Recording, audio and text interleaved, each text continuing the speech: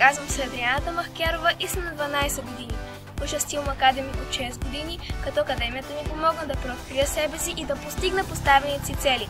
Тя ме вдъхнови и ми даде коража да участвам в различни олимпиади и международни състезания по английски език, математика, история, география и астрономия.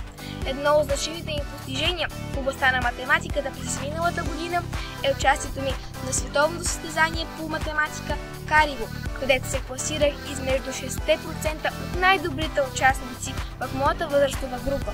С помощта на Stillm Academy добих знания и интерес към програмирането, които ми помогнаха да спечеля безплатно двугодишно обучение в Телерик.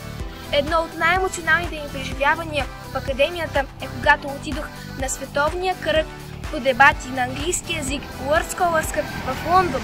Там спечелих 4 медала и заедно с отбора ми се класирахме на световния финал в Щатите. В Лондон деца от цял свят писаха тениската ми, като някои от тях станаха и мои приятели.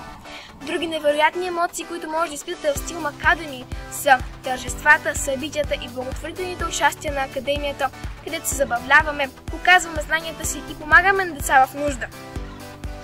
Всяка година участваме в фестивали на науката и конкурси за рисунка, като конкурсите са едни от любимите ми, защото може да развихрим въображението си. Разнообразието от езици в нашата академия е голямо. Може да избираме измежду английски, испански, японски, корейски и италиански. Лично аз съм изучавала 3 езика и мога да ви кажа, че във всеки час има образователна игра, с която потвърждаваме наученото, а на края на годината състезание, в което показваме наученото през цялата година. Едно такова състезание е Spelling Bee на испански език, където спечели златен медал за участието си.